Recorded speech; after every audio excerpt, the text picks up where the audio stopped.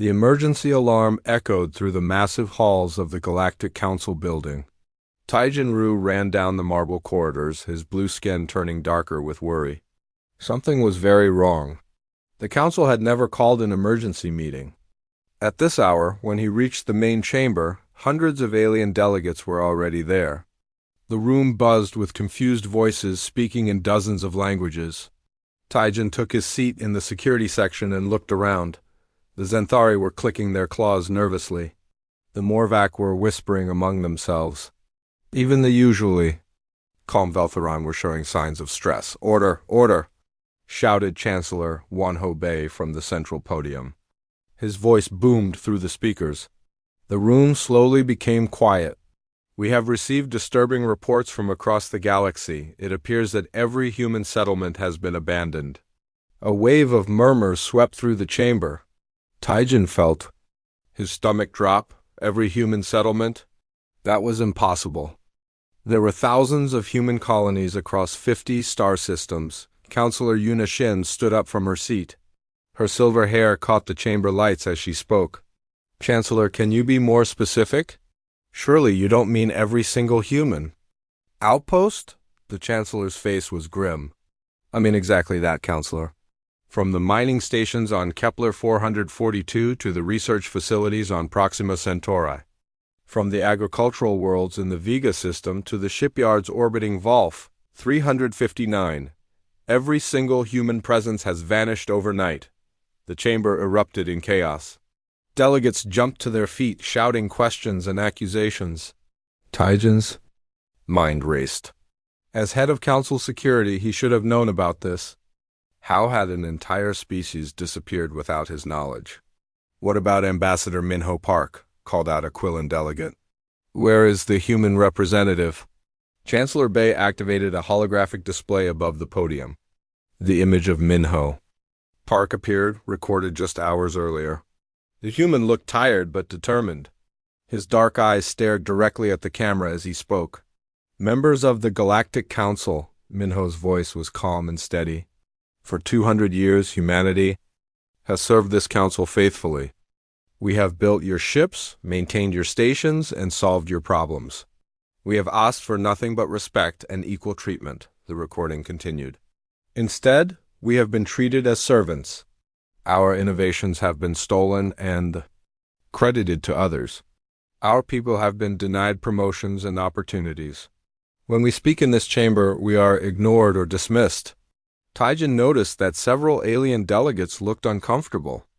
The Zenthari delegate was studying his claws. The Morvac representative had turned away from the screen. "We gave you chances to change," Minho continued. "We filed formal complaints. We requested investigations. We asked for equal representation. Each time, we were told to be patient. Each time, we were promised things would improve. They never did." The human ambassador's expression hardened. "So we are done. We are leaving. We will not serve a council that sees us as tools rather than equals. Find someone else to fix your problems." The recording ended. The chamber was silent for a long moment. Then the shouting began again. "This is ridiculous," yelled a Zentari delegate. "They can't just leave. They have contracts. They have obligations." "Where did they go?" demanded another voice. "They can't have just disappeared." Taijin stood up slowly. As security chief, he had access to information others didn't. "Chancellor, may I speak?" The room quieted. Taijin's reputation commanded respect across all species. "I have reviewed the security reports from the past 72 hours. The humans didn't just vanish. They left in an organized manner." He activated his own display, showing shipping records and flight plans. "Over the past month, human cargo ships have been moving constantly between their settlements. We thought it was normal trade. Now I realized they were moving everything. They owned," the data scrolled across the screen. "Thousands of ships, millions of tons of cargo, all moving in a coordinated pattern." "They didn't abandon their settlements," Taijin continued. "They packed everything up and took it with them." "But where?" Counselor Yuna Shin asked. "Our sensors would have detected such a massive fleet movement." Taijin's expression was troubled. "That's what worries me most. Our sensors detected nothing unusual. Either they have technology we don't know about, or they planned this so carefully that we never saw it coming. Dr. Soyin Nam, a Quillan scientist who often worked with humans, stood up. I was at the research station on Titan yesterday. The humans there seemed normal. They were working on the climate stabilization project as usual. How could they have evacuated an entire moon-sized facility without anyone noticing? Because they're smarter than we gave them credit for, Taijin said quietly. The room fell silent again. It was not a comfortable silence. Chancellor Bay cleared his throat. We need to understand the scope of this situation. Each sector will report on how this affects their operations. We'll start with transportation. The Morvac transport minister looked pale. Chancellor, humans operated 60% of our long-distance cargo routes. They maintain the navigation systems for the hyperspace lanes. Without them, double quote, he trailed off. What about the Zenthari mining operations? The Chancellor asked. The Zenthari representative clicked his claws nervously. Humans designed and maintained our deep space mining equipment. They also ran the processing facilities on 12 different worlds. We don't know how to operate their systems. One by one, the reports came in. Each was worse than the last. Humans had been involved in every aspect of galactic civilization. They built the ships, maintained the stations, designed the computers, and operated the critical systems that kept everything running. Counselor Yuna Shin looked shocked. How did we not realize how dependent we were on them? Because they never complained about doing the work, Taijin said. They just did it quietly and efficiently. We took it for granted. As the meeting continued, the true scope of the crisis became clear. The humans hadn't just left. They had taken their knowledge with them. The technical manuals were gone. The maintenance schedules had disappeared. Even the computer passwords had been changed or deleted. What about the human quarter here on the council station? Asked a delegate. Taijin had already checked. Empty. They left yesterday evening. Their apartments are clean and bare. They took everything, down to the light bulbs. This is economic warfare, shouted the Zenthari delegate. They're trying to force us to give in to their demands. What demands? Counselor Yuna Shin asked. They didn't make any demands. They just left. The Chancellor called for order again. We need to establish contact with them. They can't have gone far. A fleet that size needs supply bases and fuel stops. But Taijin was studying the shipping records more carefully. Something was bothering him. The human cargo movements weren't random. They followed a pattern like pieces of a puzzle coming together. But the puzzle led beyond the edge of known space.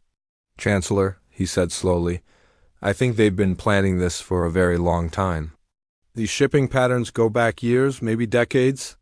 They've been slowly moving resources and equipment to the outer rim. The outer rim is empty space, scoffed a delegate. There's nothing out there. Maybe there is now, Taijin replied. The room fell silent once more. As the emergency session ended hours later, one thing was clear. The humans had left without a word of warning, without negotiation, and without looking back. They had taken everything they had built and everything they knew. For the first time in galactic history, an entire species had simply walked away from civilization itself, and now the Council had to figure out how to survive without them. 3 months had passed since the humans disappeared. The Galactic Council building felt different now. The corridors seemed quieter, the air recycling systems worked less efficiently, and small problems kept appearing everywhere. Councillor Haniel Kim walked quickly through the Economic Analysis Center, carrying a thick stack of reports. Her face showed the strain of working 16-hour days for weeks. The economic data was getting worse every day, and no one seemed to understand why. The Nexari Collective is reporting another mining accident, announced her assistant as she entered her office. That's the 7th one this month. Haniel set down the reports and rubbed her tired eyes. What kind of accident? Equipment failure. The deep core extraction systems shut down unexpectedly. They're saying it will take months to repair. That's strange, Haniel muttered. Those systems never failed before. She pulled up the technical specifications on her computer. The mining equipment was incredibly complex, with thousands of moving parts and sophisticated control systems. Who maintained these systems? Her assistant checked the records. According to the files, a company called Park Engineering Solutions handled all maintenance and upgrades. Hanyo felt a cold feeling in her stomach. Park Engineering. Wasn't that a human company? Yes, ma'am. They had contracts with mining operations across 17 sectors. The same pattern was appearing. Everywhere. Systems that had worked perfectly for decades were suddenly failing. Transport ships were breaking down in space. Communication networks were experiencing mysterious glitches. Power stations were shutting down without warning. At first, everyone assumed it was just bad luck. Equipment fails sometimes. But after 3 months, even the most optimistic council members were starting to worry. Councillor Yuna Shin called an emergency meeting of the Economic Committee. The conference room was packed with worried-looking delegates from every major trade organization in the galaxy. The situation is becoming critical, Yuna announced. Trade volume is down 40% from last quarter. Several major shipping routes have been suspended due to equipment failures. A Morvac trade minister raised his hand. What about the hyperspace navigation system? Half our ships are reporting guidance errors. The navigation system was designed and maintained by Human Navigation Services, replied another delegate. They updated the software every month and calibrated the sensors quarterly. Well, can't we just hire someone else to do it? Asked a Xanthari representative. The room fell silent. Everyone knew the answer, but no one wanted to say it out loud. Finally, Haniel spoke up. We've tried. The problem is that the humans didn't just do the work. They designed the systems from the ground up. The technical documentation is written in human languages and uses human mathematical concepts. Even the user interfaces assume human methods of thinking. Dr. Soyan Nam, who had been invited as a technical advisor, nodded grimly. I've been studying this problem for weeks. Human technology isn't just advanced. It's fundamentally different from how other species approach engineering. They think in terms of integrated systems rather than separate components. She activated a holographic display showing a typical human-designed power station. Look at this. A Xanthari engineer would build each system separately. Power generation, distribution, monitoring, and safety controls would all be independent modules. Humans built it as one interconnected organism. The display zoomed in on the control systems. Every component talks to every other component. The cooling system monitors the generators adjust based on distribution needs, and the safety systems predict problems before they happen. It's beautiful, but if you don't understand the whole system, you can't fix any part of it. So what happens when it breaks? Asked the Morvac minister. It doesn't break, Dr. Soyan replied. That's the problem. Human systems were designed to be self-maintaining. They rarely failed because they were constantly adjusting and repairing themselves. But now, without human oversight, they're starting to degrade. Yuna leaned forward in her chair.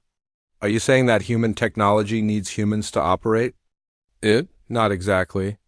I'm saying that human technology was designed by minds that think differently than ours. They anticipated problems we would never consider and built solutions we don't understand. Hanyo pulled up her economic reports. The financial impact is already severe. The Xanthari mining operations are requesting emergency aid. The Morvac Transport Guild is facing bankruptcy. And that's just the beginning. She scrolled through pages of data. I've been analyzing the economic structure of the galaxy, and I've discovered something disturbing. Humans weren't just participants in our economy. They were the foundation. It was built on. The room buzzed with confused murmurs. How could one species be so important? Think about it, Haniel continued. Who built the first hyperspace engines that allowed interstellar trade? Humans, who designed the standardized shipping containers that made cargo transport efficient. Humans, who created the universal translation software that let different species communicate. Humans. She stood up and began pacing. For the past 200 years, every major technological advancement has come from human innovation. We adopted their solutions because they worked better than anything we had. But we never learned how to maintain or improve them ourselves. Dr. Soyan added, I've been reviewing personnel records from the major corporations. Humans held key positions everywhere, but they were almost never in leadership roles. They were the chief engineers, head technicians, and senior specialists. The aliens were the managers and executives. So the aliens made the decisions, but the humans did. The actual work? Yuna asked. More than that, Soyan replied. The humans understood how everything worked. They could see problems coming and fix them before they became serious. They were the ones who knew which systems were critical and which could be safely modified. A Quillen delegate who had been quiet during the meeting finally spoke up. My world depends on the atmospheric processors that maintain our artificial climate. Those processors haven't been serviced in 3 months. Our technical staff says they don't understand how to perform the maintenance. What happens if they fail? Yuna asked. Our atmosphere becomes toxic within weeks. 60 billion people would need to be evacuated. The room went completely silent. The full scale of the crisis was finally becoming clear. Haniel returned to her seat and pulled up a new set of data. I've been tracking communication intercepts from our border monitoring stations. We've detected some interesting transmissions. The holographic display showed a map of the galaxy with small dots marking signal sources. These appear to be human ships, but they're not where we expected them to be.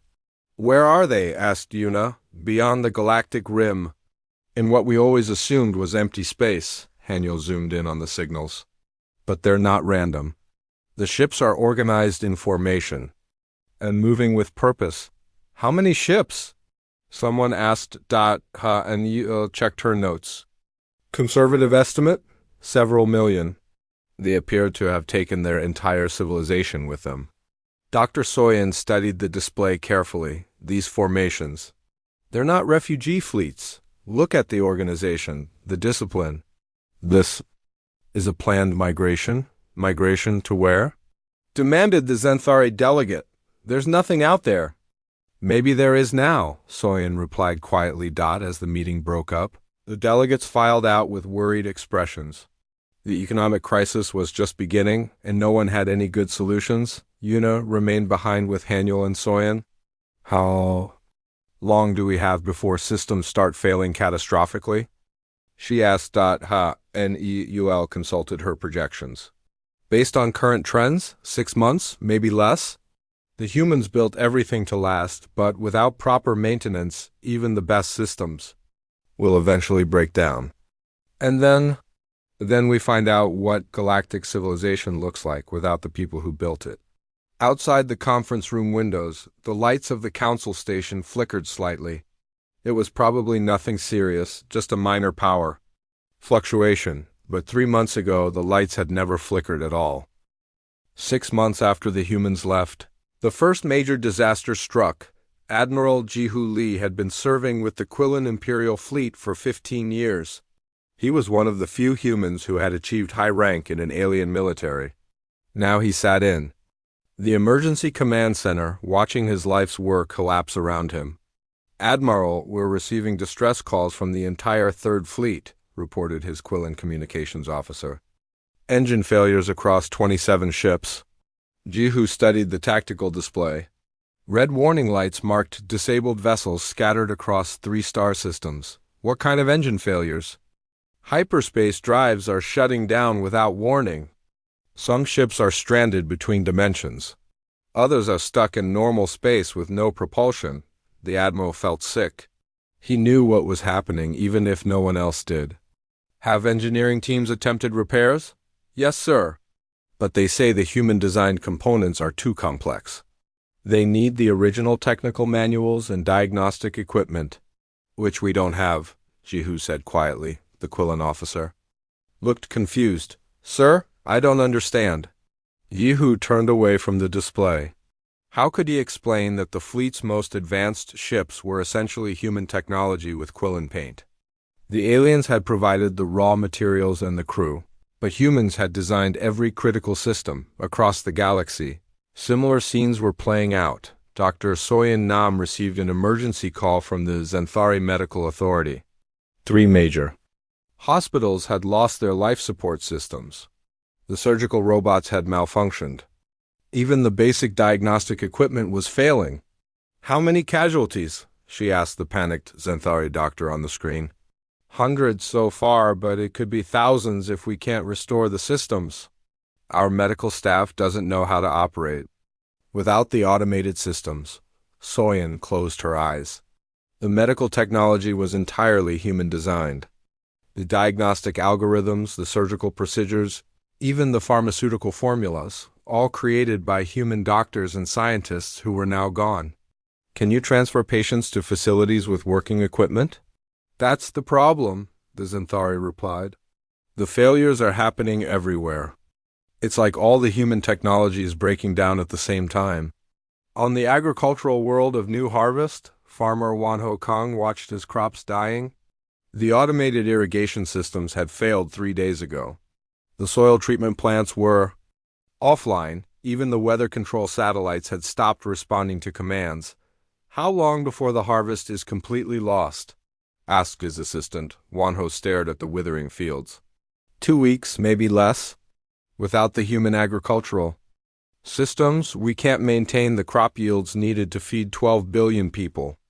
New Harvest fed 17 star systems. If the harvest failed, food riots would begin within months. The pattern was the same everywhere.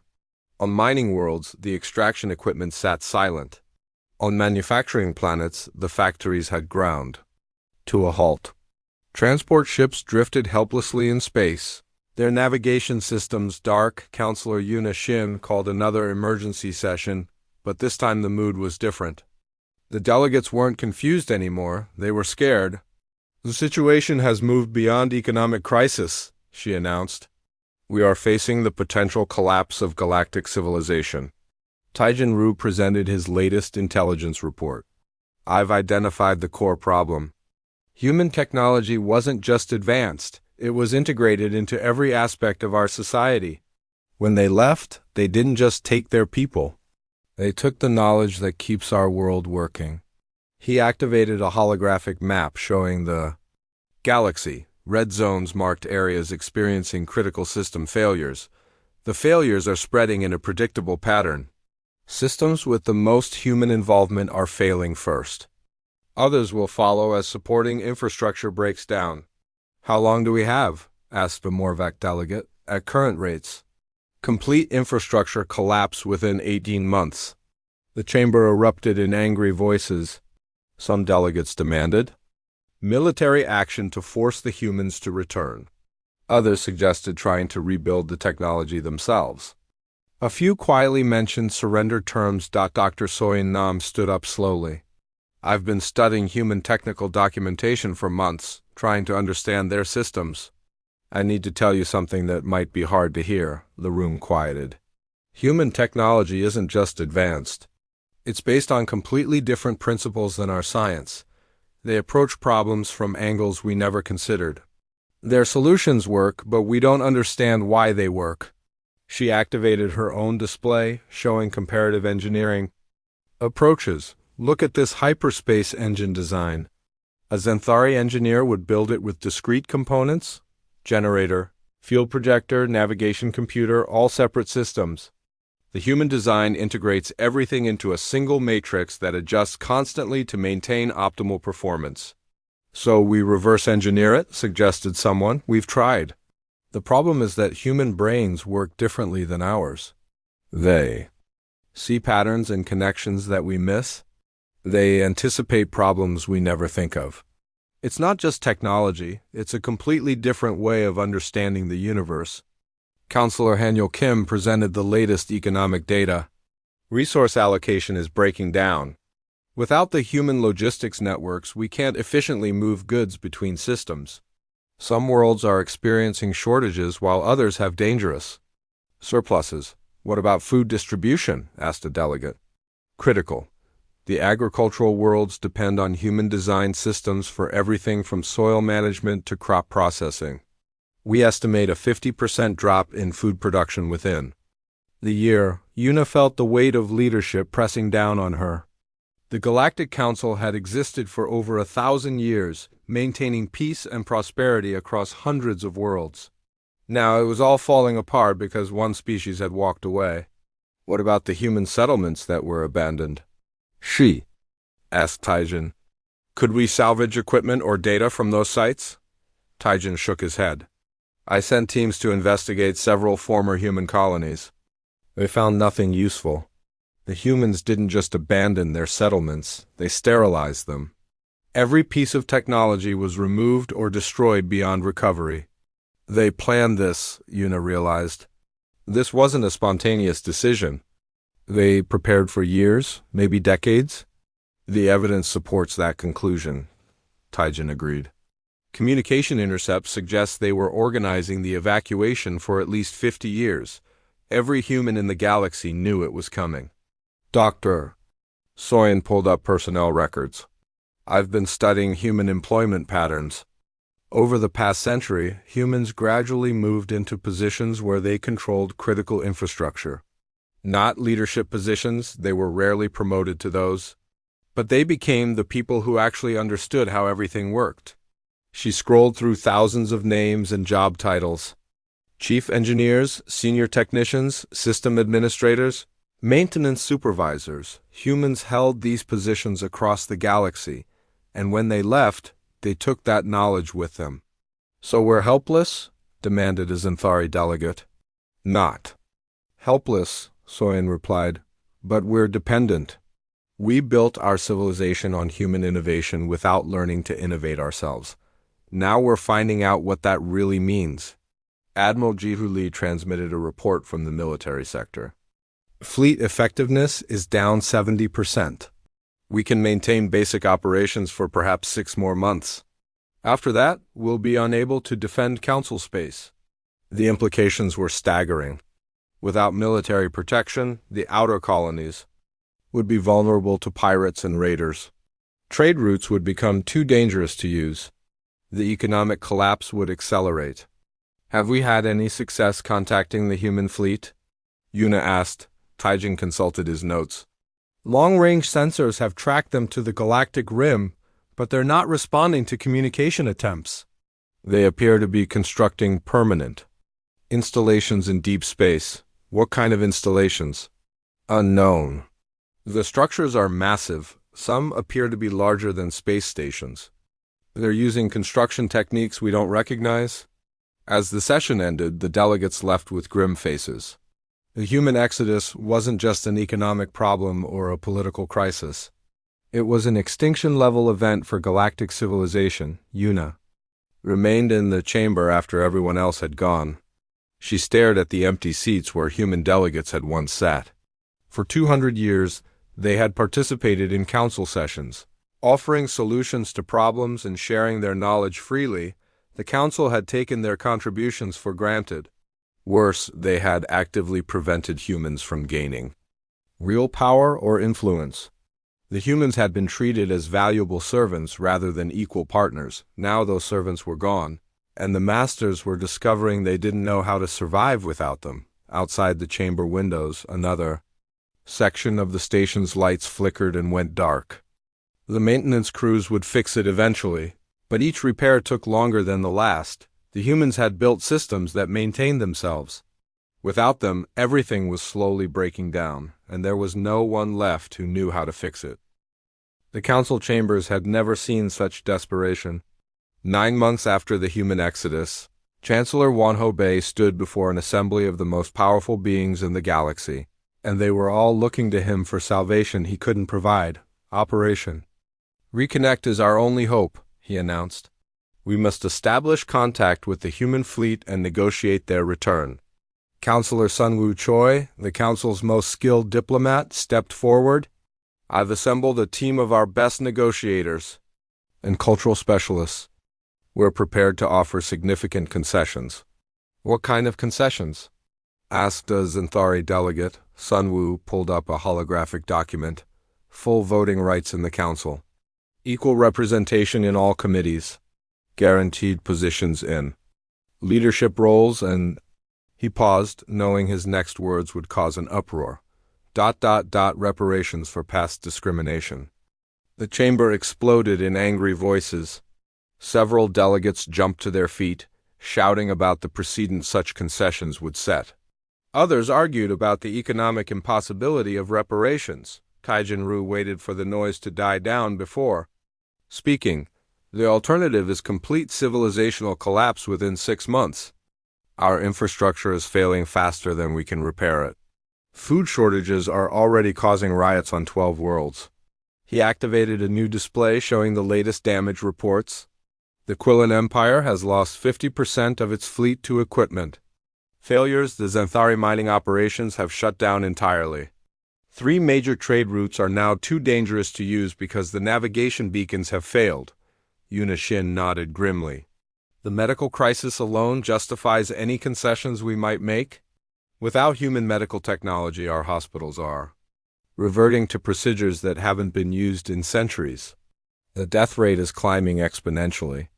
But even as they spoke, deep space monitoring stations were detecting something that would change everything. Lieutenant Minji Kong sat at her sensor station on the outer rim monitoring post, studying readings that didn't make sense. The sensors were detecting massive energy signatures beyond the edge of map space. "Commander," she called to her superior, "I'm getting some unusual readings from Sector 77 Alpha." Commander Deho Park looked over her shoulder at the display. "What kind of readings? Artificial structures, big ones?" "And they single quotes read ... growing," the commander frowned. "Growing?" Minji adjusted the sensors for better resolution. "The structures appear to be under construction, but the scale is enormous. Some of these things are the size of moons." Within hours, the data was transmitted to the council. The intelligence caused immediate panic. The humans hadn't just fled to empty space. They had been building something out there. Something massive. Taijin-Ru studied the sensor data with growing alarm. These aren't refugee camps or temporary settlements. The humans are constructing permanent infrastructure on a scale we've never seen. He highlighted specific sections of the readings. This structure here appears to be a shipyard, but it's large enough to build vessels the size of asteroids. And this one looks like a space station, but it's bigger than most planetary cities. How long have they been working on this? Yuna asked. Based on the construction progress visible in the scans, at least 20 years, maybe longer. The implications were staggering. While the Council had assumed humans were simply integrated into galactic society, they had been secretly building their own civilization beyond the borders of known space. Operation Reconnect launched 2 weeks later. Sun Woo Choi led a diplomatic fleet of 5 ships toward the coordinates where long-range sensors had detected the human fleet. The journey took them beyond the established hyperspace routes, into regions of space that appeared on no official charts. What they found exceeded their worst fears. "By the void," whispered the ship's navigator as they dropped out of hyperspace. "Look at that." Ahead of them stretched a construction project that defied imagination. Hundreds of structures floated in the darkness, each one massive beyond comprehension. Space stations the size of cities. Shipyards that could build entire fleets simultaneously. Manufacturing facilities that dwarfed anything in Council space. And ships. Thousands upon thousands of ships arranged in perfect formations that extended beyond the range of their sensors. "Sir," reported the communications officer, "we're being scanned. Multiple sources, very sophisticated technology." Sun Woo straightened his diplomatic robes. "Open a channel, all frequencies." "This is Counselor Sun Woo Choi of the Galactic Council, requesting permission to speak with human leadership. We come in peace, seeking dialogue and mutual understanding." For long minutes, there was no response. Then a new voice came through the speakers, speaking in perfect Council standard but with an unmistakably human accent. "This is Fleet Commander Jiwon Kim of the Human Sovereignty." "State your business, Counselor." Sun Woo felt a mixture of relief and apprehension. At least they were willing to talk. Commander Kim, the Galactic Council seeks to establish diplomatic relations with your people. We wish to discuss the possibility of renewed cooperation. Cooperation? There was something cold in the human's voice. You mean you want us to come back and fix your problems? We acknowledge that the departure of human citizens has caused difficulties throughout Council space. We're prepared to discuss significant improvements to human status and rights. A new voice joined the conversation. This is Admiral Hyunwoo Park, Military Command. Counselor, are you aware that Council forces are currently 3 light hours behind your diplomatic vessel? Sunwoo's blood went cold. He hadn't known about any military escort. Admiral, I assure you that our mission is purely diplomatic. Any military presence is unauthorized? Unauthorized by whom? Your government sent a battle fleet to accompany your peaceful diplomatic mission. Did you really think we wouldn't notice? The communication channel filled with the sound of multiple voices as the human leadership apparently discussed the situation. Finally, Commander Kim spoke again. Counselor, you and your immediate staff are welcome to board our facility for discussions.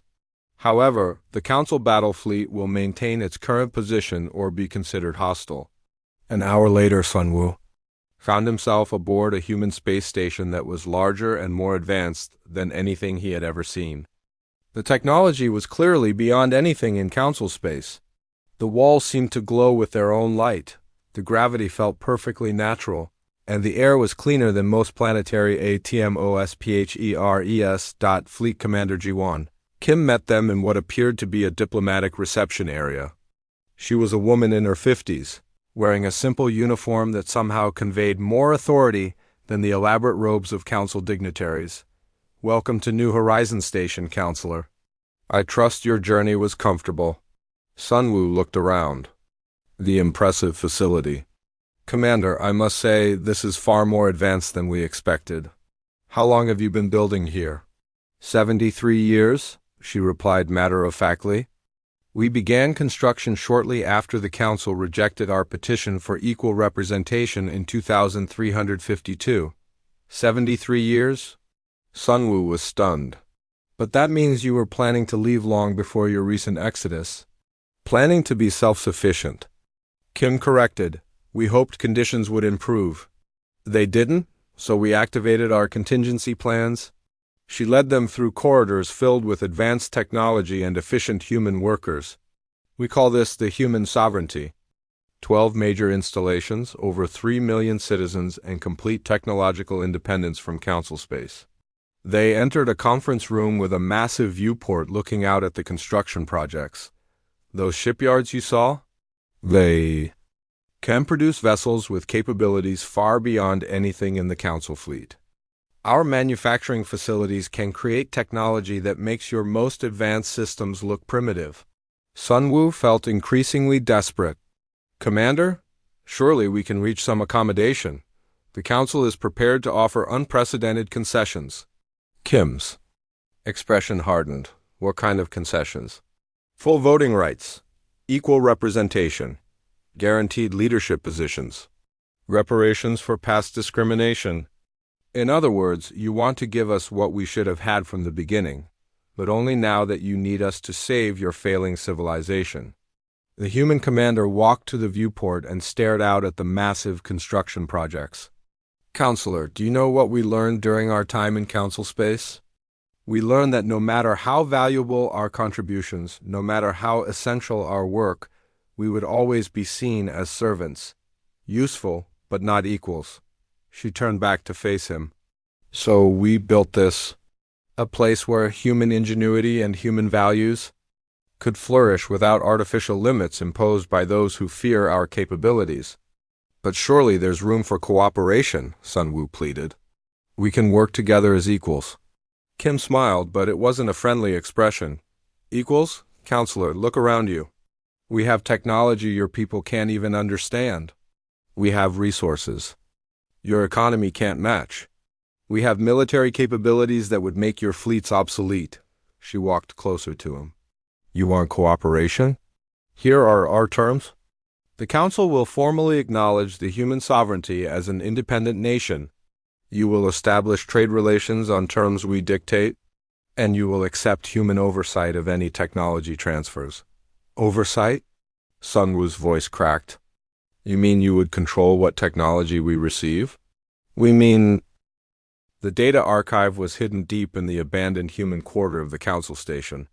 Archivist Neon Song had spent weeks searching through empty apartments and offices, looking for any information the humans might have left behind. Most buildings had been stripped completely clean, but she finally found what appeared to be a forgotten storage room in the basement of the old Human Cultural Center.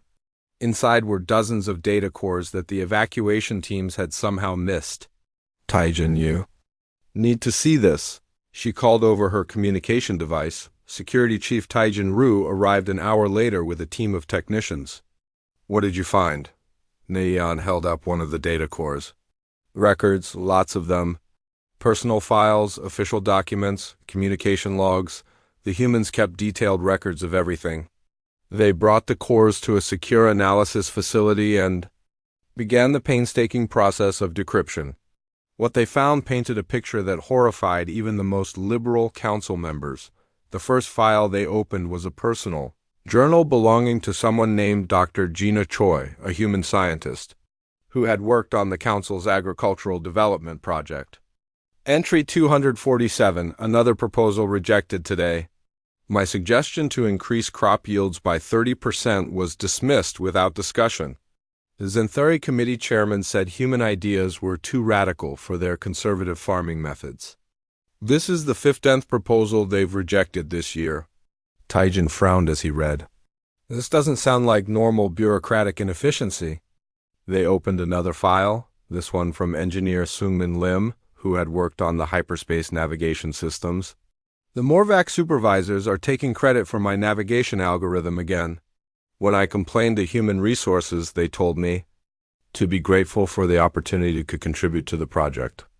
Contribute? I designed the entire system myself. File after file revealed the same pattern. Human innovations credited to alien supervisors. Human scientists denied promotions despite superior qualifications. Human engineers relegated to maintenance roles while less capable aliens received leadership positions, but the most damning evidence came from the official communications logs. These showed decades of formal complaints filed by human organizations, requesting fair treatment and equal opportunities. Neon opened a file labeled Petition for Equal Representation -2387. The document was signed by over 10,000 humans across 50 star systems.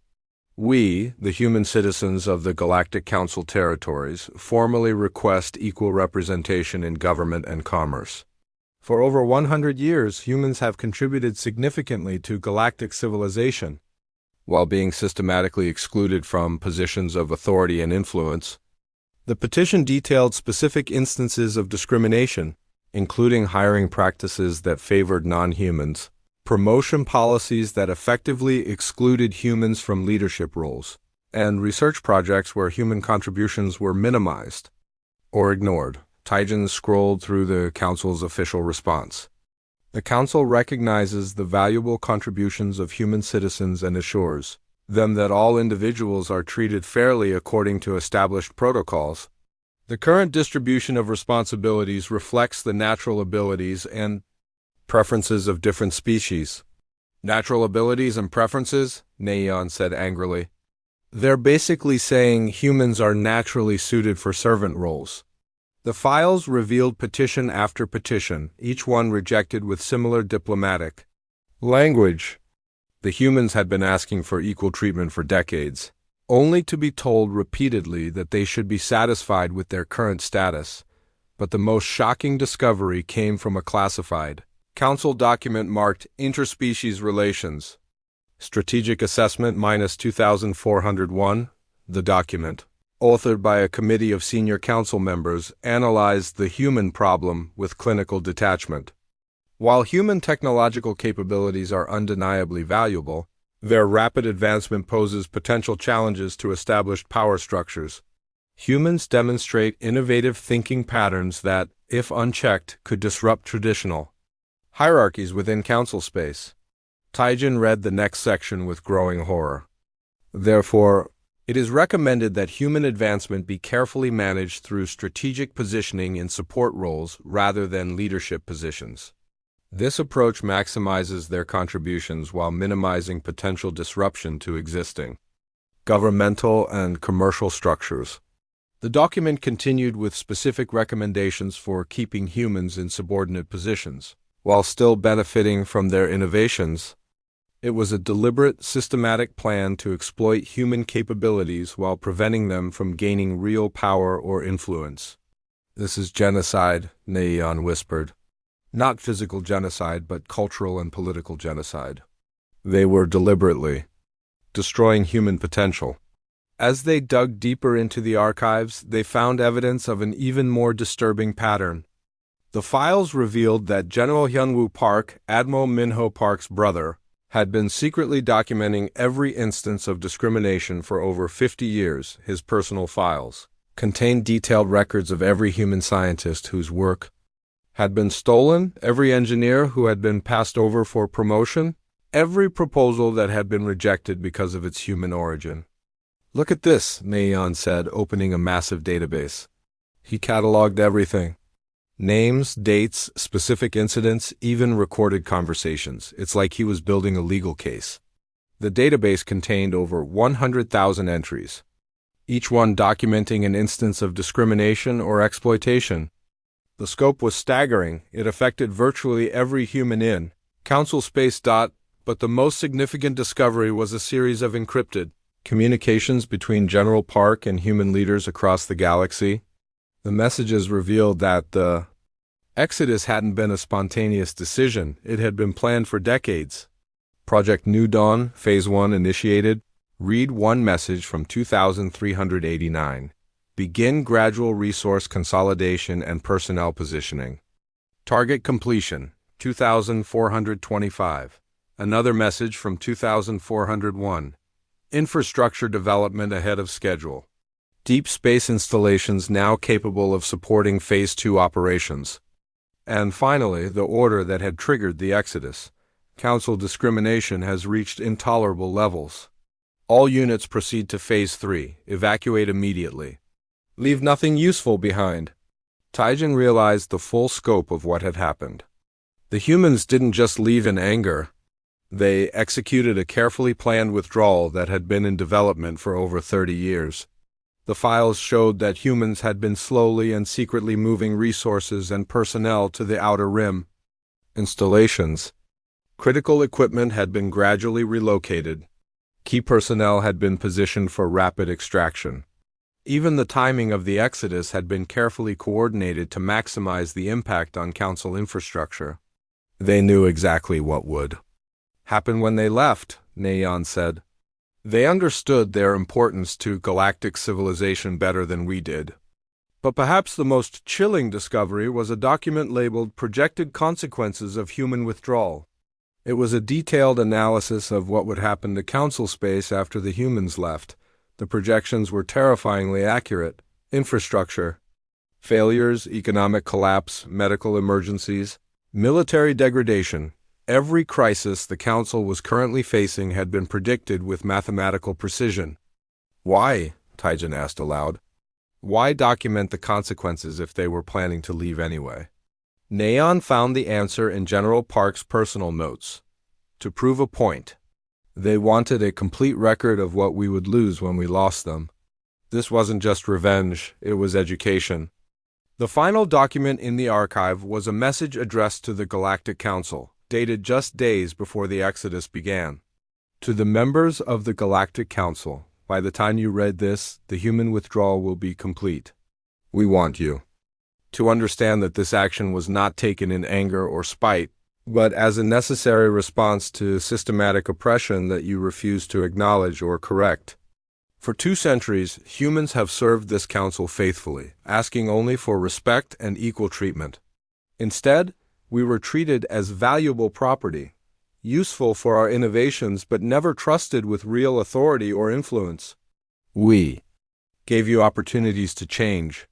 We filed formal complaints, submitted detailed proposals, and requested basic fairness.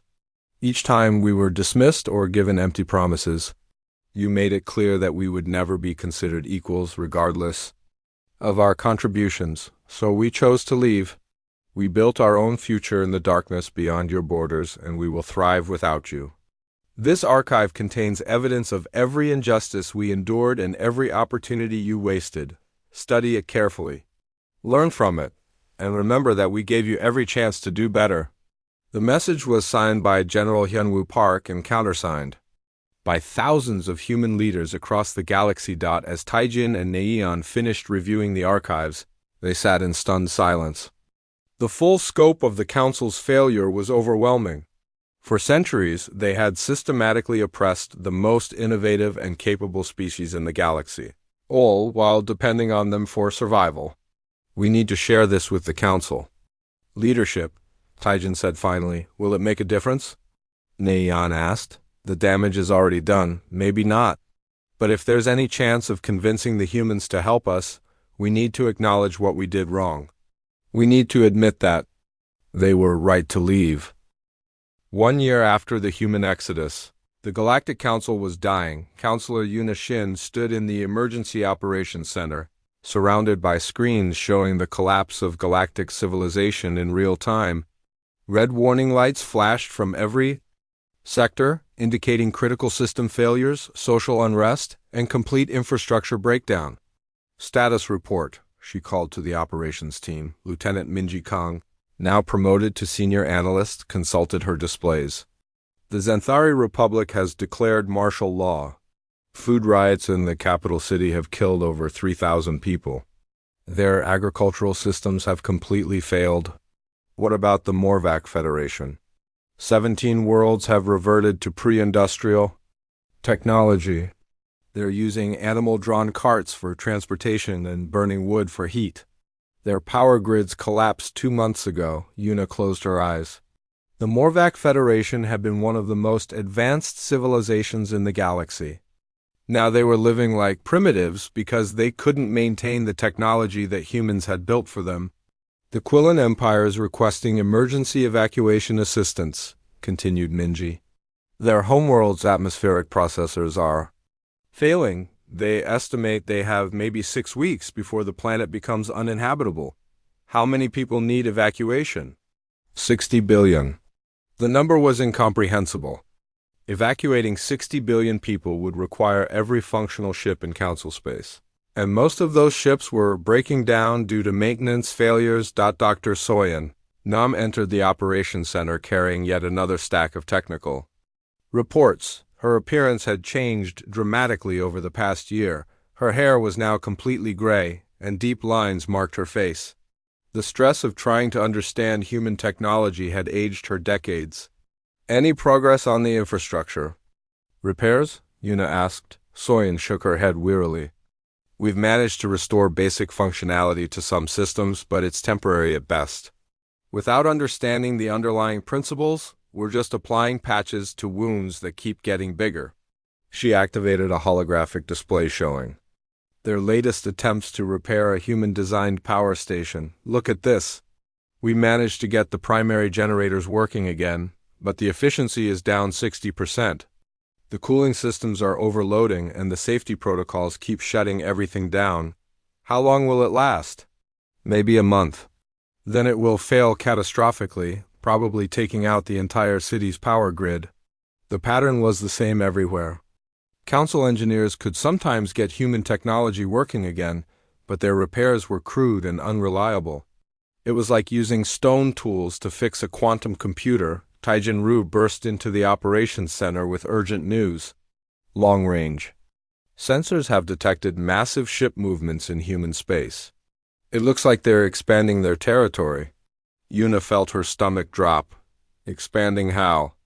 They've constructed mobile installations, city-sized structures that can travel at hyperspace speeds. Our analysts estimate they now control territory equivalent to 20 star systems.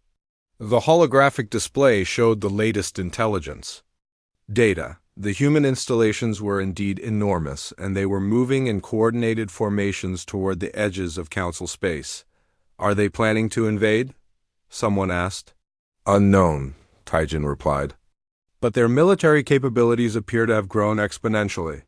We're detecting energy signatures that don't match any known technology.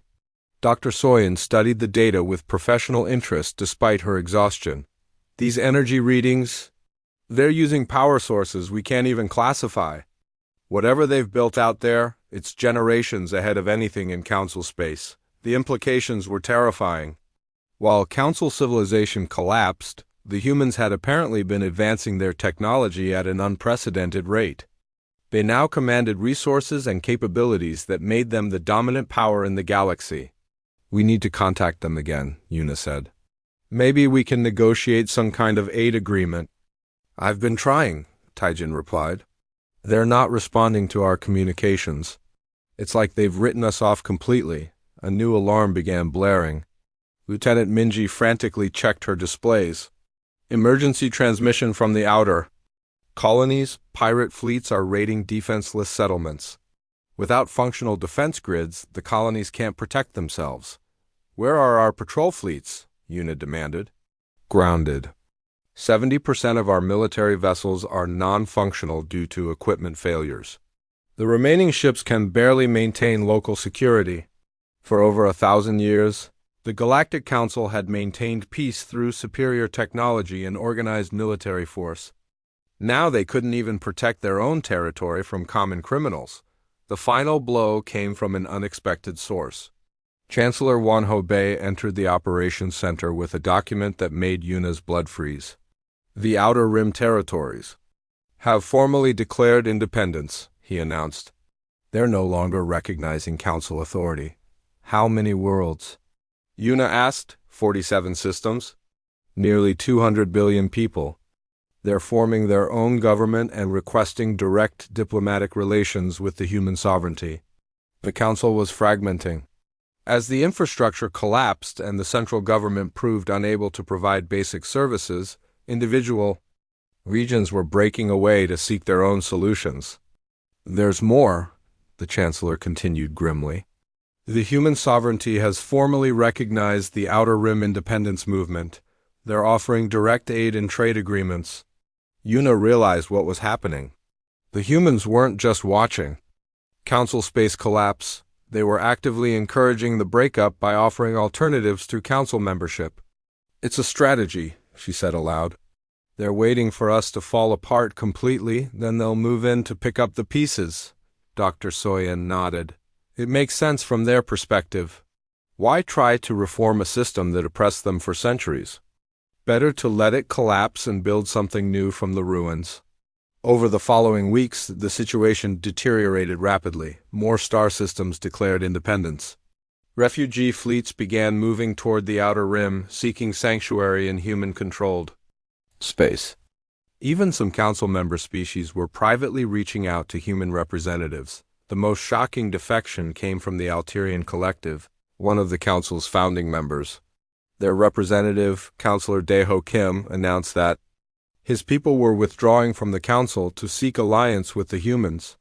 The Galactic Council has proven incapable of maintaining the civilization it claims to govern, he stated in his farewell address. The humans offered stability and prosperity. The Council offers only chaos and decline. Yuna watched the announcement from her office, feeling the weight of 1,000 years of galactic government collapsing around her. The Council chambers, once filled with hundreds of delegates from across the galaxy, now hosted fewer than 50 representatives from the remaining loyal systems. A priority message arrived from the intelligence service. Long-range reconnaissance had detected something. That changed everything. The human installations weren't just expanding, they were approaching. Council space. The message included tactical analysis that made grim reading. Human fleet strength estimated at over 10 million vessels. Technology assessment, significantly superior to Council capabilities. Defensive recommendations, none. Council forces insufficient to mount effective resistance. Taijin entered her office with the latest reports. The humans have established contact with our border systems. They're not demanding surrender, they're offering protection and aid to any worlds that request it. How many have accepted? All of them. Every border system has requested human protection within the past week. Una stared out her office window at the dying lights of the council station.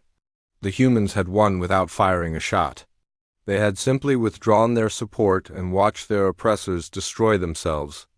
There's one more thing, Taijin said quietly. We've received a personal message for you from the human leadership. He handed her a datapad containing a brief text message. Counselor Shin, the human sovereignty extends an invitation for council leadership to discuss transition arrangements. We believe it's time to end the suffering of innocent populations caught in this crisis. Fleet Commander Jiwon Kim. Una realized this was the endgame. The humans were ready to return, not as equals but as the unquestioned rulers of Galactic civilization. The council could either surrender gracefully or watch the last remnants of their territory collapse into chaos. Outside her window, another section of the station's lighting grid failed. In the distance she could see human ships appearing at the edge of sensor range, not as invaders, but as the new masters of a galaxy that had forgotten how to function without them. The age of the Galactic Council was ending. The age of human dominance was about to begin, and there was nothing anyone could do to stop it. The negotiation chamber aboard New Horizon Station was designed to intimidate. Floor-to-ceiling windows showed the massive human fleet stretching beyond the horizon, while holographic displays demonstrated technological capabilities that made Council science look primitive. Ambassador Yunbi. Han sat across from the Council delegation with the calm confidence of someone holding all the winning cards. She was younger than most diplomats, perhaps 40 years old, but her presence dominated the room. Behind her stood advisors whose casual competence suggested they commanded forces that could reshape the galaxy. Counselor Shin, she said with polite formality, thank you for accepting our invitation. I understand the situation in council space has become quite desperate. Una shifted uncomfortably in her chair. Through the windows she could see human ships that dwarfed anything in the council fleet. Some were clearly warships bristling with weapons of unknown design. Others appeared to be mobile cities, housing millions of people in apparent comfort. Ambassador Han, the Galactic Council is prepared to discuss the restoration of diplomatic relations between our peoples. We acknowledge that past policies may have been inadequate. Yunbi smiled, but there was no warmth in it. Inadequate. That's an interesting way to describe 2 centuries of systematic oppression. She activated a holographic display showing the archived documents that Taijin and Neian had discovered. We have detailed records of every slight, every denied promotion, every stolen innovation. Your government's own files document the deliberate suppression of human advancement. Those policies were mistakes, Una said quickly. We're prepared to make significant changes. Full voting rights, equal representation, guaranteed leadership positions. In other words, you want to give us what we should have had from the beginning, but only now that your civilization is collapsing without us.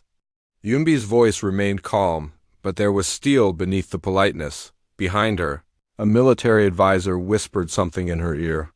She nodded and turned back to the council delegation. Admiral Youngwoo Park sends his regards, by the way. He wanted me to thank you for providing such thorough documentation of your discriminatory practices. It made our legal case much easier. To prepare legal case? Taijin asked. For war crimes against humanity. Systematic oppression of an entire species qualifies under interstellar law, even if no physical violence was involved. We could demand tribunals, reparations, even occupation of council territory. The room fell silent. Una felt the blood drain from her face. The humans could probably enforce such demands with their superior technology and military strength. However, Yunbi continued, we're not interested in revenge. We're interested in preventing future atrocities and ensuring galactic stability. She stood and walked to the massive windows overlooking the human fleet. The human sovereignty is now the dominant power in this galaxy. Our technology is generations ahead of yours. Our military could conquer council space within months. Our economic resources exceed the entire council budget. So what do you want?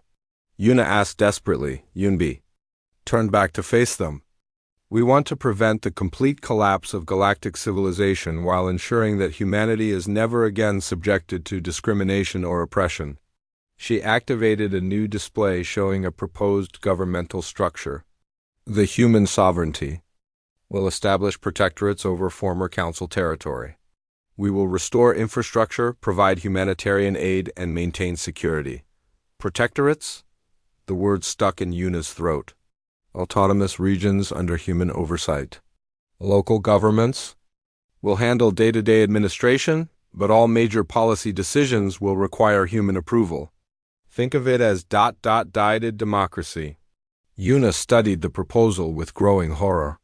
The council members would retain their titles and some authority, but real power would rest with human administrators. It was a velvet glove over an iron fist. What about the council itself? Asked Chancellor Wanhobei.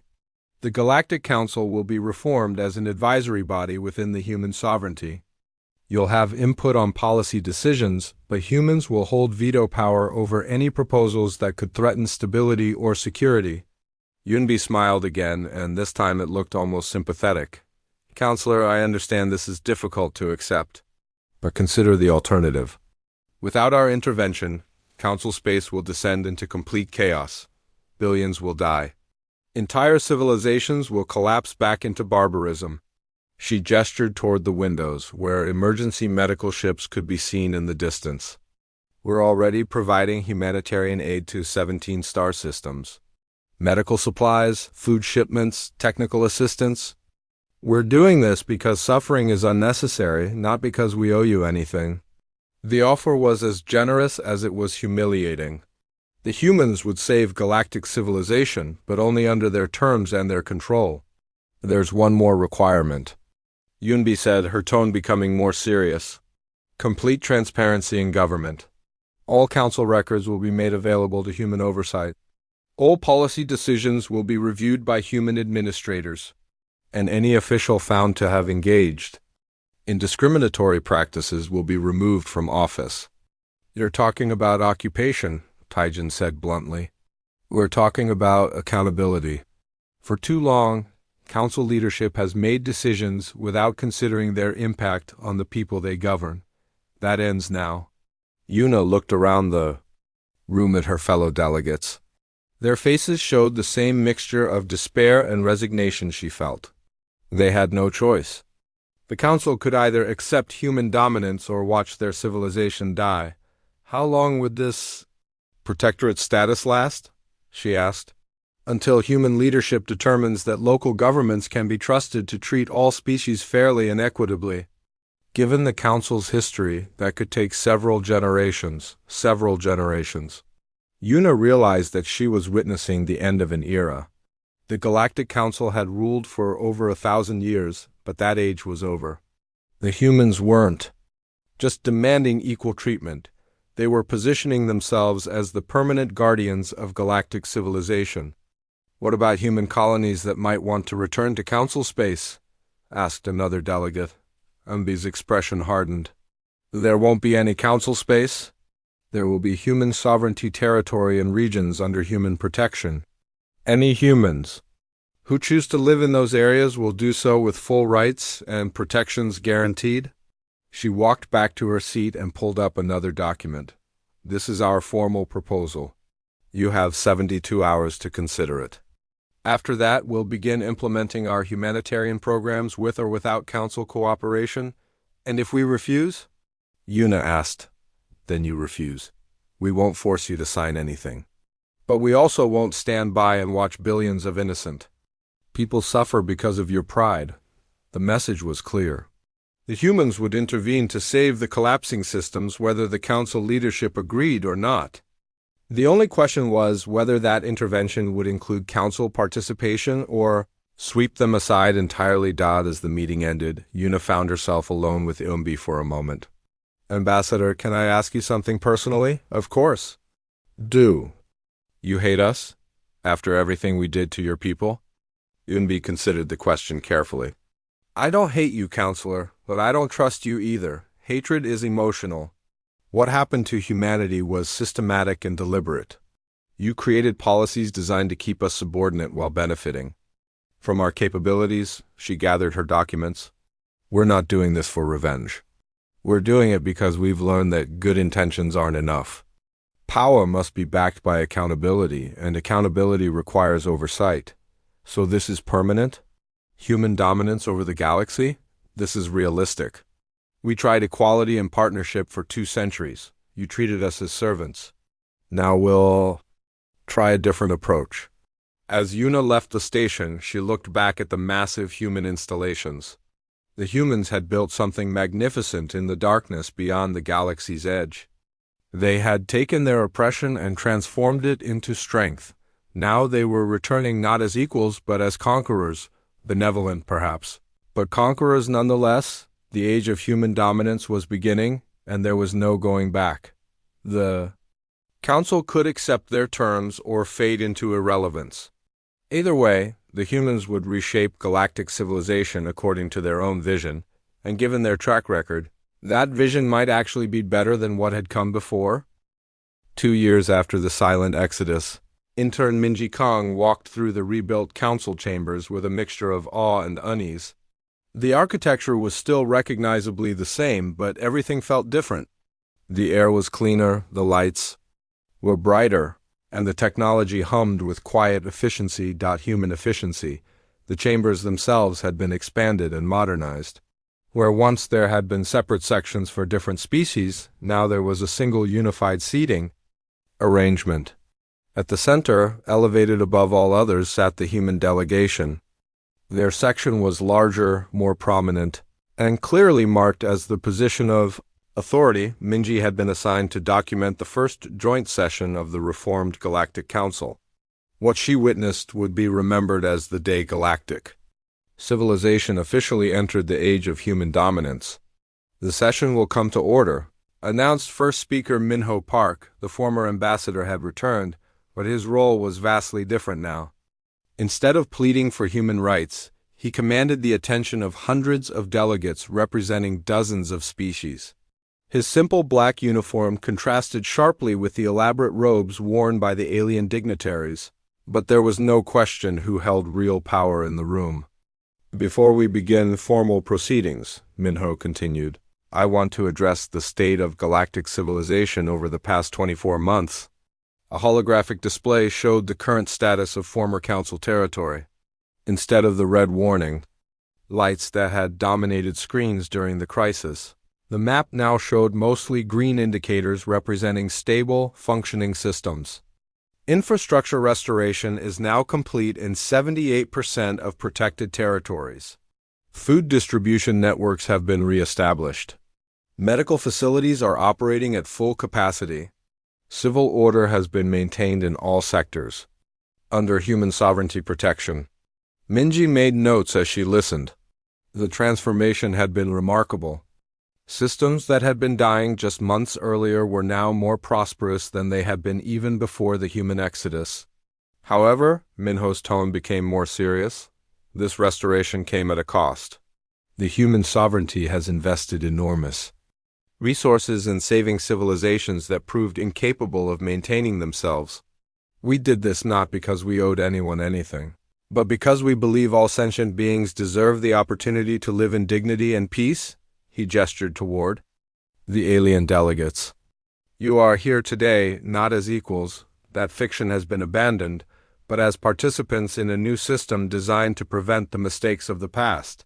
Counselor Yuna Shin, one of the few remaining original council members, shifted uncomfortably in her seat. She had signed the surrender documents 6 months earlier, formally transferring council authority to the human sovereignty. Now she served as a regional administrator under human oversight. The first order of business, Minho announced, is the formal establishment of the Galactic Protection Accords. A new document appeared on the displays throughout the chamber. Minji read through it quickly, noting its key provisions. All member territories would be governed by local administrations, but human advisors would have final authority over major policy decisions. Trade would be regulated by human economic councils. Military forces would be integrated under human Command. Most significantly, a new Bill of Rights guaranteed equal treatment for all species, with human oversight to ensure enforcement. The Xanthari Republic wishes to express gratitude for the restoration of our mining operations, announced the Xanthari representative. However, we request clarification on the new administrative structure, Minho smiled politely. Administrator Chun will address your concerns after the session. All administrative questions should be directed to your assigned human oversight officer. The casual dismissal would have been unthinkable in the old council. Now it was simply the new reality. The aliens could speak, but humans would decide. What was important enough to address Dr. Soyan Nam, now serving as Director of Interspecies Science Coordination, presented the next agenda item. The human sovereignty is pleased to announce the establishment of joint research facilities throughout protected territories. These facilities will focus on improving quality of life for all species while ensuring that technological development proceeds safely and responsibly. Minji noticed the careful phrasing. The humans would share their advanced technology, but only under their control and supervision. No more would alien species be able to misuse human innovations or claim credit for human discoveries. The Morvik Federation requests information about technology transfer agreements, called out a delegate. All technology transfers will be evaluated by the Human Technology Assessment Board, Soyan replied. We want to ensure that new technologies are implemented properly and used for beneficial purposes only, the subtext was clear. The humans would decide what technology each species could handle and how it could be used. They had learned from their past experience that sharing knowledge freely led to exploitation and misuse. As the session continued, Minji observed the dynamics in the room. The alien delegates asked questions and made requests, but they did so with the careful deference of petitioners rather than the confident authority of equals. The humans, meanwhile, spoke with the calm assurance of people who knew their decisions would be final. The most dramatic moment came when Ambassador Yunbi Han announced the establishment of the Galactic Justice Tribunal. This tribunal will investigate historical cases of species discrimination and systemic oppression, she stated. We will review the actions of former council leadership and determine appropriate consequences for those responsible for past injustices. A wave of nervous murmurs swept through the chamber. Many of the remaining alien officials had been complicit in the policies that had oppressed humanity for centuries. The tribunal will operate under human jurisdiction with the full authority of the human sovereignty, Yunbi continued.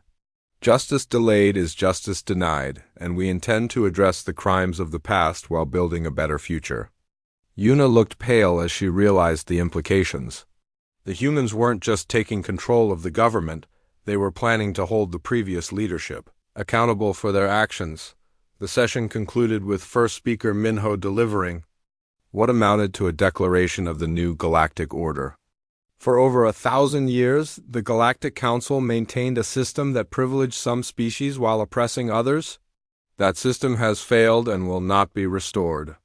In its place, we offer something better, a civilization based on merit, justice, and mutual respect under human guidance. He stood and looked across the assembled delegates. We did not seek this responsibility. It was forced upon us by your inability to govern fairly and effectively. But we accept it, and we will exercise it with the wisdom and compassion that your predecessors lacked. The age of the Galactic Council is over. The age of the human sovereignty has begun. Those who embrace this new reality will find prosperity and security. Those who resist it will find themselves irrelevant. As the delegates filed out of the chamber, Minji overheard fragments of conversation that revealed the mixed feelings many had about the new order.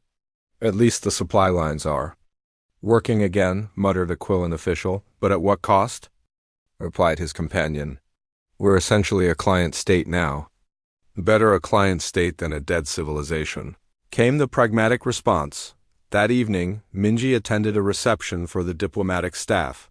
She found herself in conversation with General Hyunwoo Park, the man whose meticulous documentation had provided the evidence for humanity's case against